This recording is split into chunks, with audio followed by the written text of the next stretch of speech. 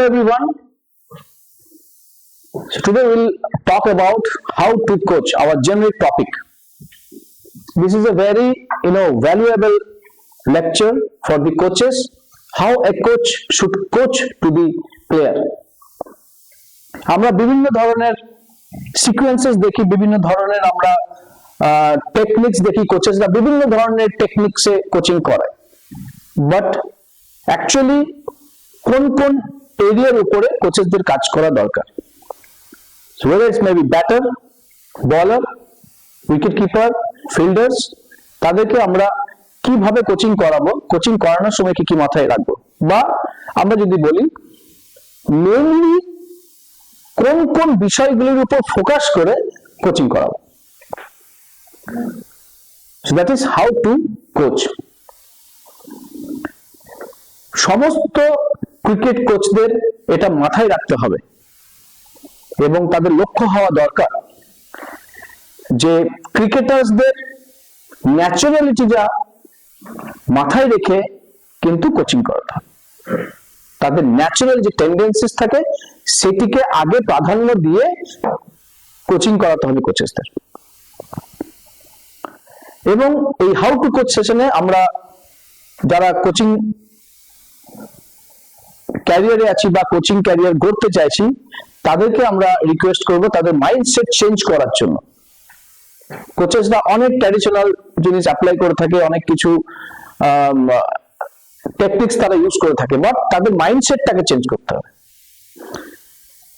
কেন মাইন্ডসেটটা চেঞ্জ করতে হবে? কেননা এই যে গেম ক্রিকেট, তার টেকনিক গুলো কিন্তু প্রায় একই থেকে যাবে, টেকনিক্সে সেরকম কোনো চেঞ্জেস থাকবে না, তাদের ইম্প্রোভাইজেশনও একটু একটু হবে, বাট তাদের অ্যাপ্লিকেশন গুলো কিন্তু চেঞ্জ হয়ে যাবে বছরের পর বছর। আমি এক টাইপের আমি স্কোয়ার কাট করছিলাম, সেই স্কোয়ার কাটটা হয়তো অন্যরকম ভাবে তার অ্যাপ্লিকেশনস হবে, ফুল শটের অ্যাপ্লিকেশনস অন্যরকম ভাবে হবে। আমরা অনেক ধরনের মডিফাইড শটও দেখতে পেয়েছি, আগামী দিনে আরো শট আমরা দেখতে পাবো। সো তাদের অ্যাপ্লিকেশন গুলো কিন্তু বছরের পর বছর কিন্তু চেঞ্জ হতে থাকবে। That's why coaches needs to change their mindset. আরেকটা জিনিস থাকে যে majority session should be skill sessions. তো আমার যে কোচিং সেশনস থাকবে তার মধ্যে মেজর কিছু কিছু সেশনস কিন্তু আমাকে স্কিল সেশনের উপরেই আমাকে জোর দিতে হবে। Technically sound batter, technically sound বলার, উইকেট কিপার, ফিল্ডার্স আমাদের তৈরি করতে হবে। কোচিং এর সময় প্লেয়ারদের পার্সোনাল ইন্টারভিউ আমাদের নেওয়া দরকার। Why personal interview নেওয়া দরকার? Because of the individual differences. So একটি বাচ্চা পার্সোনালিটি ট্রেটস আরেকটি বাচ্চার থেকে আলাদা হবে, আবার আরেকটি বাচ্চার পার্সোনালিটি ট্রেটস আরেকটি বাচ্চার মতো হবে না। সে কারণের জন্য পার্সোনাল ইন্টারভিউ বাচ্চাদের নিতে হবে কোচিং সেশনে, যাতে আমরা বাচ্চাদের প্রত্যেকটা বাচ্চার কিন্তু প্রকৃতি কি, তাদের নেচার কি, তাদের ক্যারেক্টারিস্টিক্স কি, তাদের পার্সোনালিটি ট্রেটস কি, সেগুলি আমরা জানতে পারবো। কিছু প্লেয়ার্সকে দেখবো ইন্ট্রোভার্ট, কিছু প্লেয়ার্সকে দেখবো আমরা এক্সট্রোভার্ট, কিছু প্লেয়ার্সকে আমরা দেখবো তারা ইন্ট্রিনসিক মোটিভেশন এতটাই দেখায় যে তারা খুব ইজিলি যে কোনো স্কিলকে পারফর্ম করার জন্য এগিয়ে আসে। আবার কিছু প্লেয়ারকে দেখি ইন্ট্রিনসিক মোটিভেশন সেরকম থাকে না, তাদেরকে কোচেসরা যদি মোটিভেশন দেয় সেক্ষেত্রে তারা এগিয়ে এসে সেগুলি পারফর্ম করে। সো বিভিন্ন ধরনের সাইকোলজিক্যাল ট্রেটস থাকে যেগুলোকে বেস করে কোচিং করাতে হয়। সে কারণের জন্য personal interview is very important. এবং প্লেয়ারদের একটা ডায়েরি থাকা দরকার, প্রত্যেকটা প্লেয়ার্সের কাছে একটা ডায়েরি থাকবে।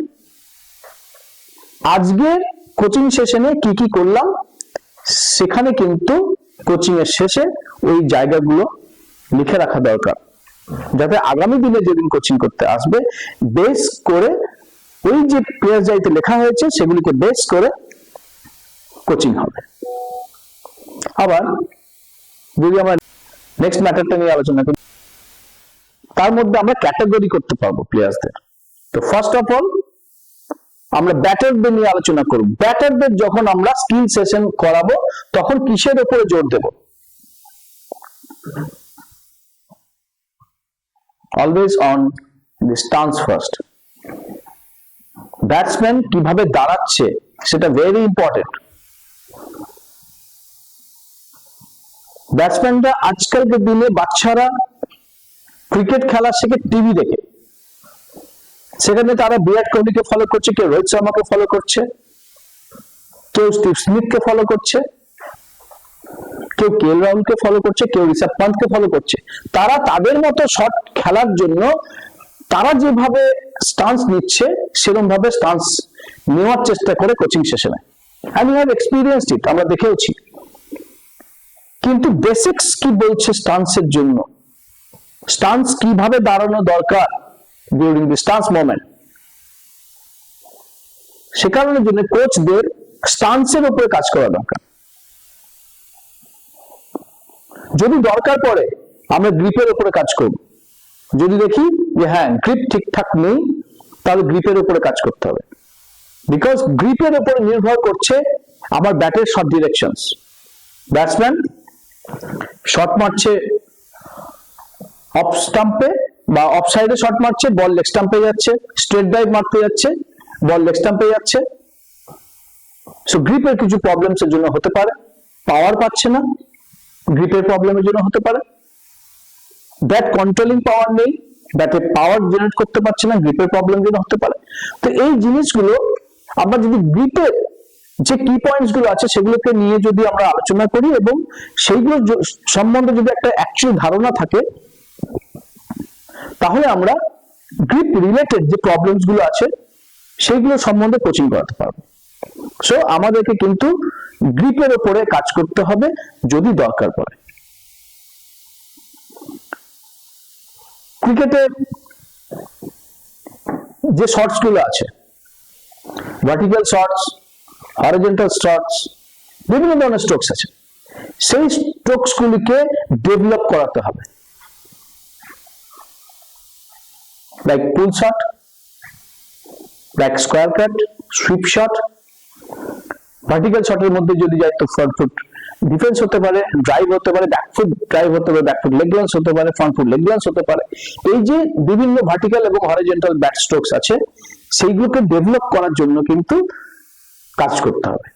এই ওয়ার্কগুলোই কিন্তু কোচিং সেশনে করতে হবে এবং এটিকে বলা হয় স্কিল সেশন।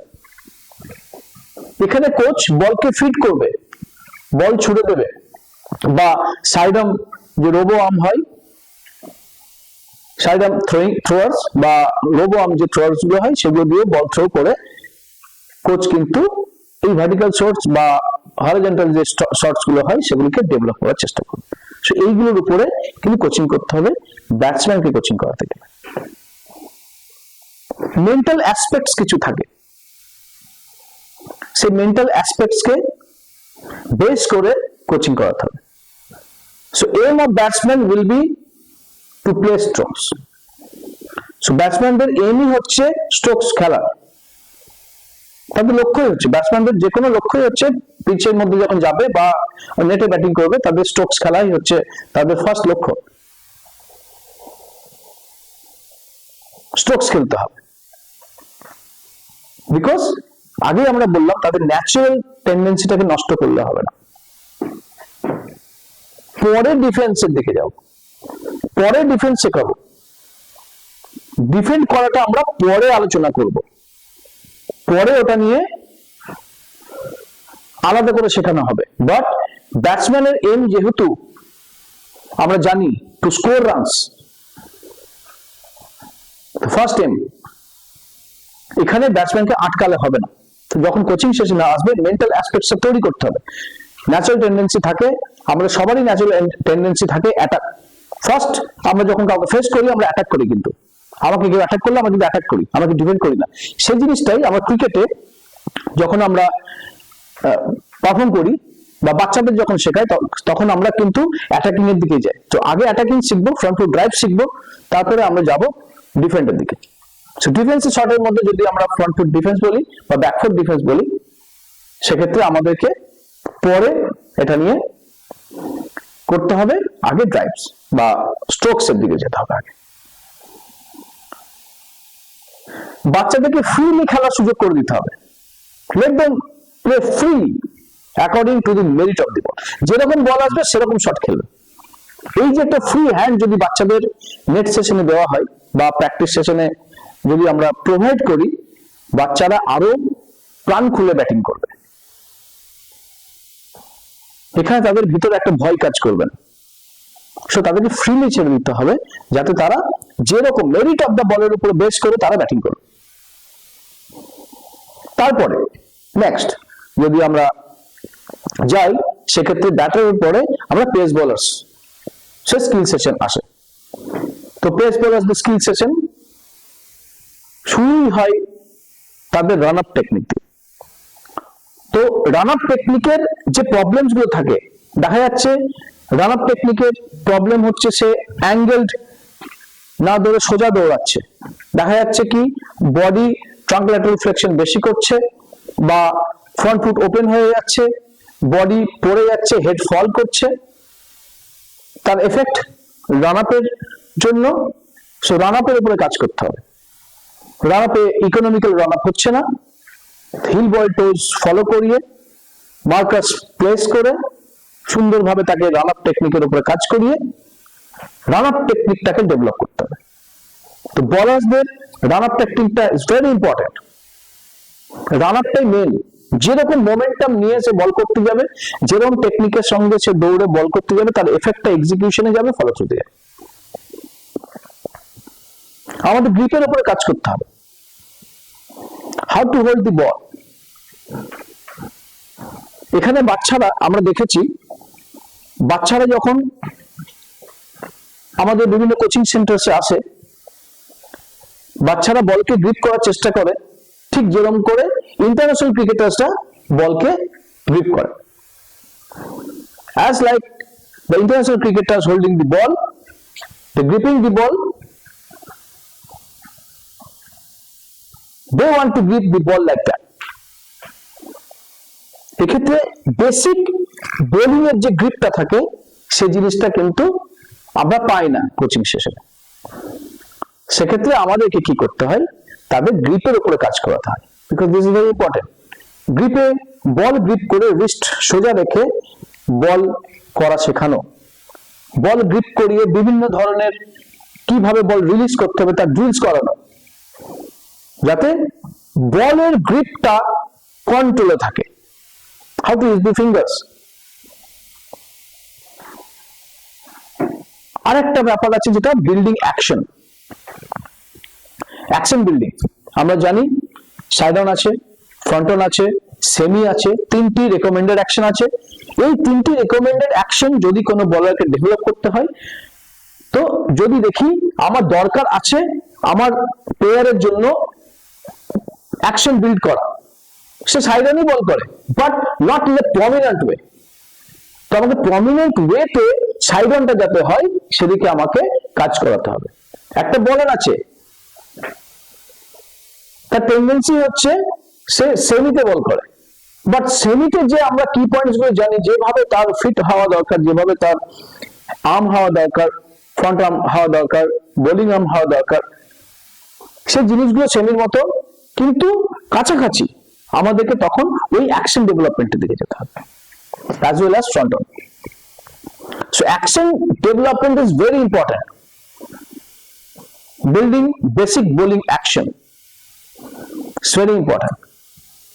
Release drill. বলাররা বল কোথা থেকে রিলিজ করবে, there are different parts, different sides or different areas of releasing the ball.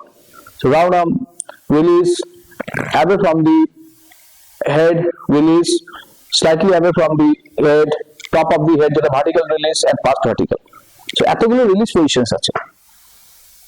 এই রিলিজ পজিশনসে যদি দেখা যায় যে তার কোনো একটা জায়গায় থেকে বল করছে এবং সে কারণের জন্য বলের এফেক্ট সে পাচ্ছে না, আমরা সাধারণত ভার্টিক্যাল রিলিজটাকেই বেশি প্রাধান্য দিয়ে থাকি।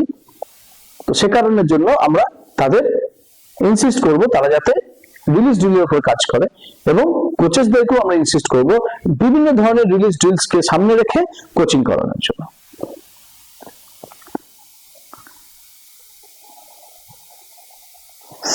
আরেকটি হলো loading. Loading is very important.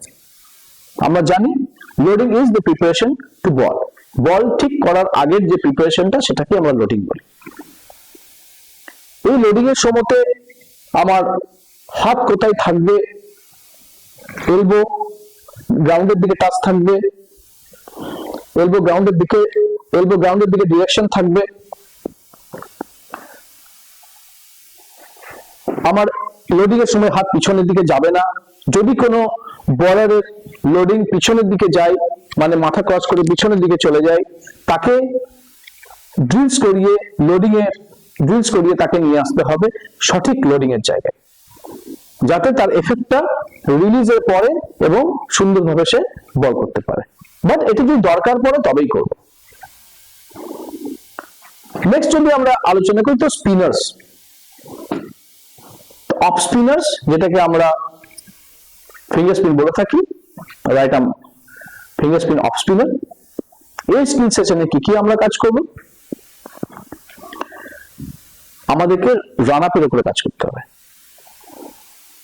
তো first point is work on run up স্পিনার্সদের। ওয়াই? বিকজ আমরা দেখে থাকি স্পিনাররা অনেক কার্ভ একটা রান আপ নিয়ে তারা বল করতে যায়, সেক্ষেত্রে তাদের back foot landing, body angle, body position অনেক চেঞ্জেস থাকে, তার এফেক্টটা বোলিং এ পায় না। তো what should be a prominent run up for a off spinner, that should be টট। তো আমাকে রান আপের উপরে কাজ করতে হবে। অফ স্পিনারের ক্ষেত্রে ছোট স্টেপে যাবে, সে লোডিং নিয়ে বল করবে। তো ছোট্ট স্টেপে যে রান আপ নেবে তার একটা ড্রিলস করানো, পাথ ড্রিল করানো, একটা পাথ করে দেওয়া লাইন ব্রাশ দিয়ে, এবং সেই পাথের উপরে সিকুয়েন্সিয়ালি ওয়াক করা, তারপর রানিং করা, তারপরে লোডিং নিয়ে বল করা। এই যে টোটাল ম্যাটারটা রান আপের ফেজ, তার উপরে কাজ করতে হবে। বিল্ডিং অ্যাকশন, স্পিন বোলিং এর অ্যাকশন বিল্ড করা is important task for the coaches.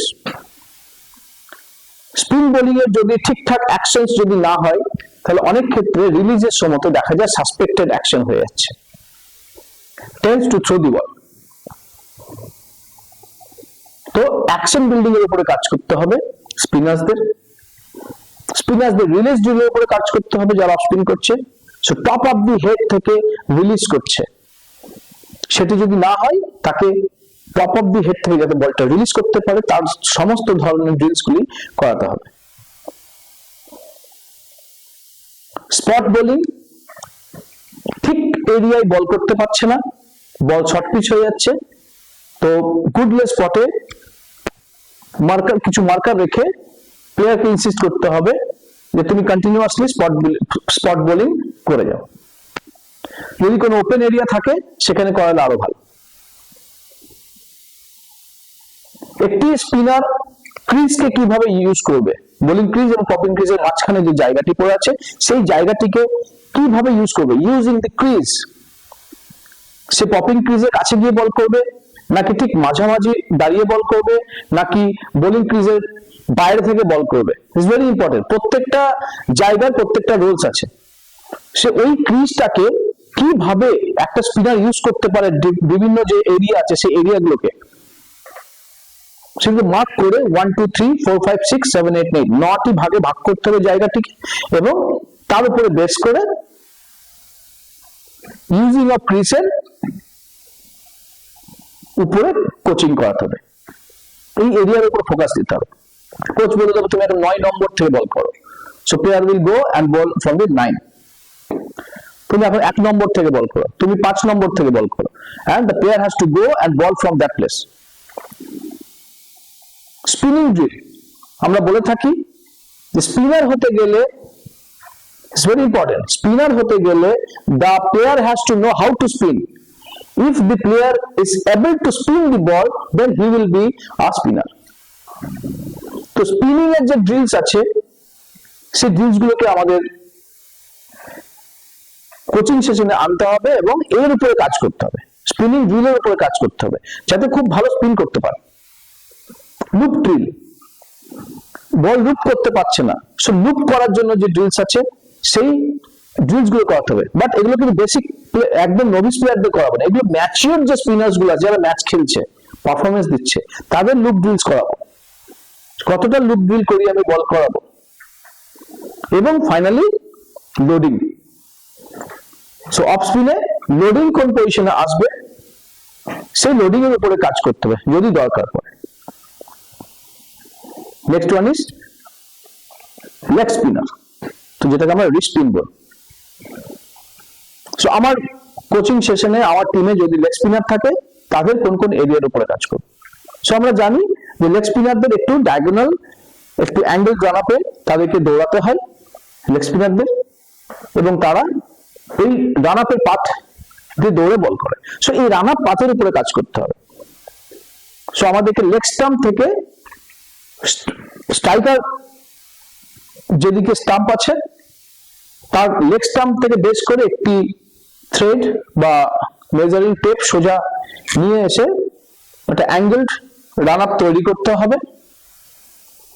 তার উপরে একটি লাইন ব্রাশ দিয়ে মার্কিং করতে হবে এবং ইনসিস্ট করতে হবে লেগ স্পিনারকে ওই পাতের উপরে ওয়াক করা, দেন জগ করা, দেন রান করে লোডিং এ আসা, যাতে তার রান আপটা ঠিক হয়। সো তার রান আপের উপরে কাজ করতে হবে। এখানে বেসিক বিল্ডিং অ্যাকশন, যেটাকে আমরা বিল্ডিং অ্যাকশন বিল্ড করার জন্য কাজ করতে হবে। সো অ্যাকশন বিল্ড, এখানে যদি আমি লেগ স্পিনের অ্যাকশন নিয়ে আসি তো অ্যাকশনে আমাকে আনতে হবে। তার যদি প্রবলেম থাকে যে লেগ স্পিনে ঠিকঠাক অ্যাকশন সে আনতে পারছে না, তখন আমাদের অ্যাকশনে আমাদেরকে নিয়ে আসতে হবে। লেগ স্পিনের বিভিন্ন রিলিজ ড্রিল, দেখা যাচ্ছে leg spinner top of the head থেকে রিলিজ করছে, সে কারণের জন্য সে বেশি কি করতে পারছে না, না বলকে টার্ন করতে পারছে না।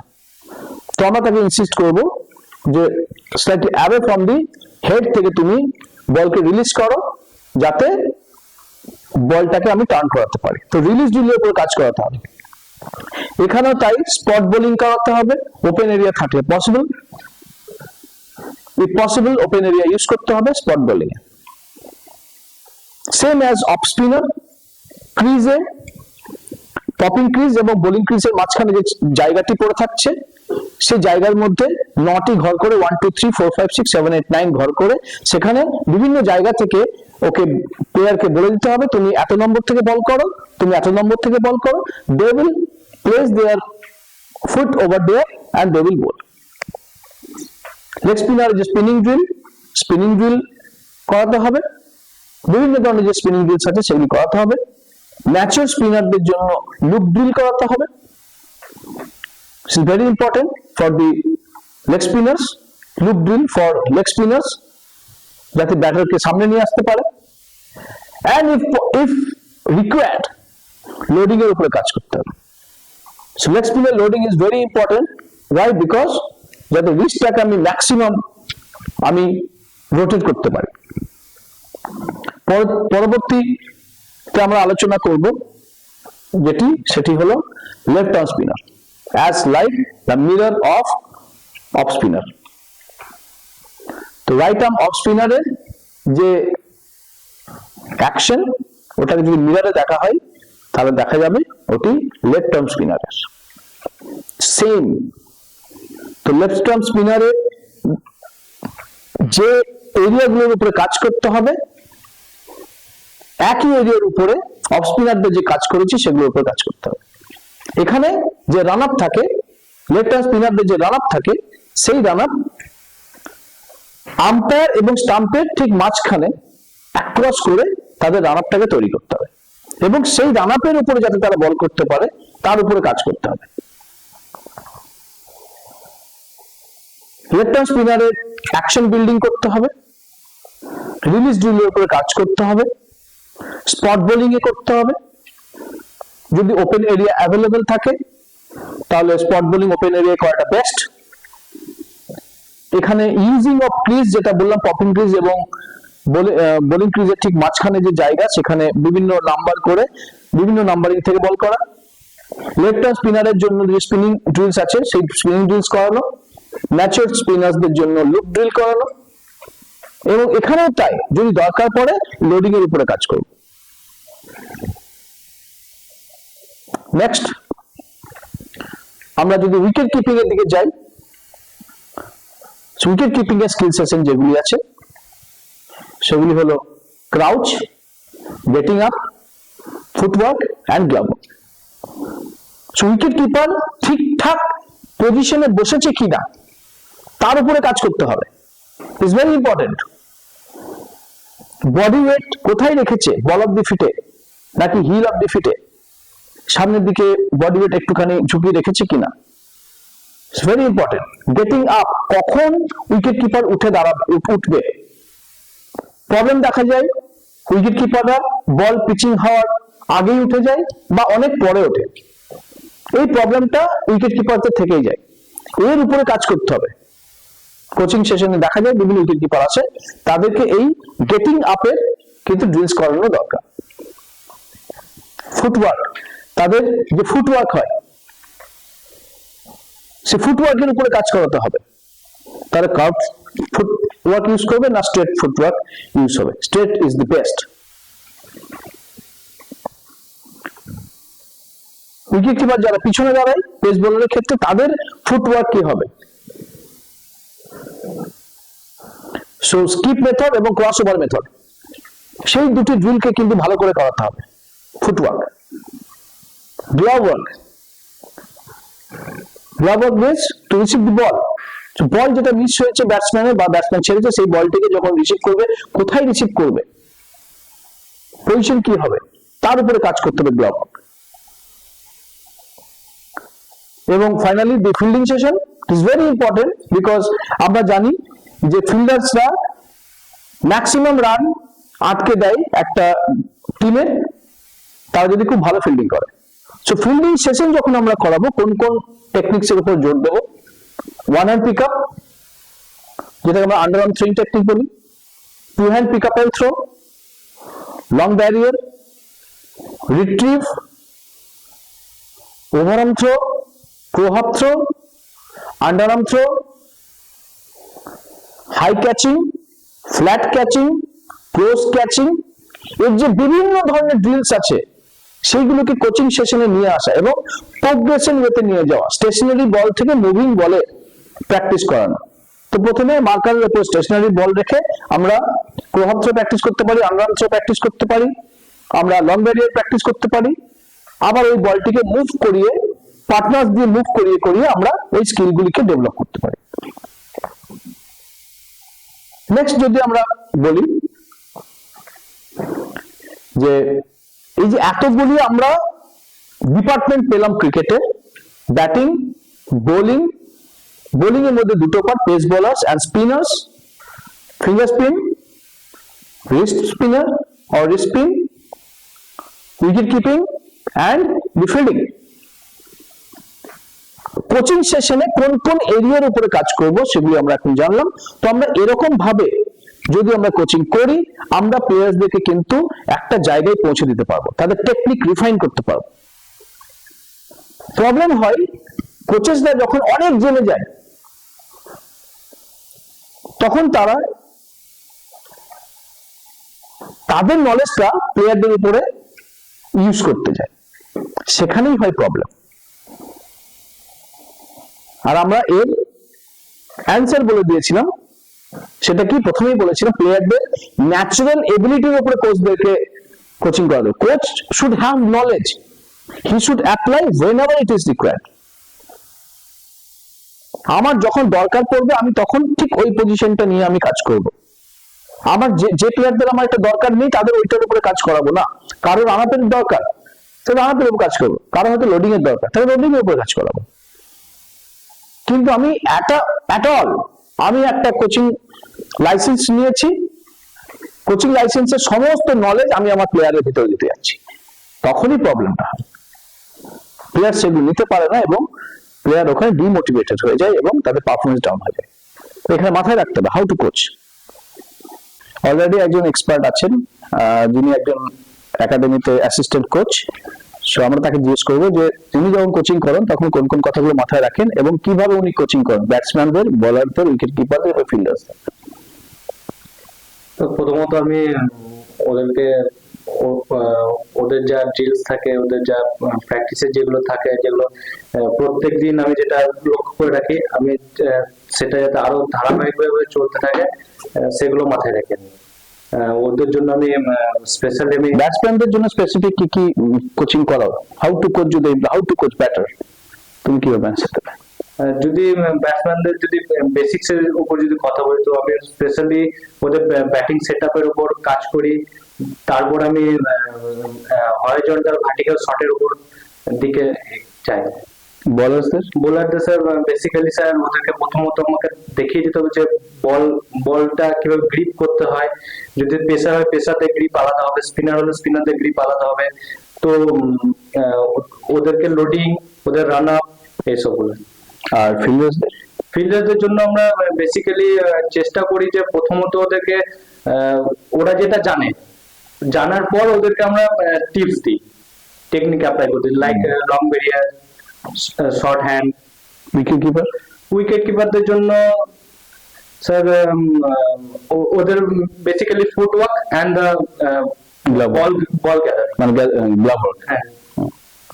আমরা জানলাম যে যখন উনি অ্যাসিস্ট্যান্ট কোচ হিসেবে যখন একাডেমি চালান তখন উনি কিভাবে একাডেমি চালান। সো এই একটা এক্সপিরিয়েন্স নিয়ে আমরা আজকে শুরু করব। সো হাউ টু কোচ, এবং সেখানে কি কিছু চেঞ্জেস আসে নাকি এরকম ভাবেই কোচিং করানো উচিত? কিছু আপডেটেড নলেজ, কিছু আপডেটেড রেগুলেশনস, কিছু আপডেটেড শিডিউল, রুটিনস এবং তার সঙ্গে কিছু আপডেটেড টেকনিক নিয়ে আমরা আলোচনা করব হাউ টু কোচ। সো ব্যাটারদের কিভাবে কোচিং করানো উচিত, কি কি কথা মাথায় রাখা উচিত, কোনগুলোর উপরে কোচিং করানো উচিত, বোলারসদের, উইকেট কিপারসদের এবং ফিল্ডার্সদের।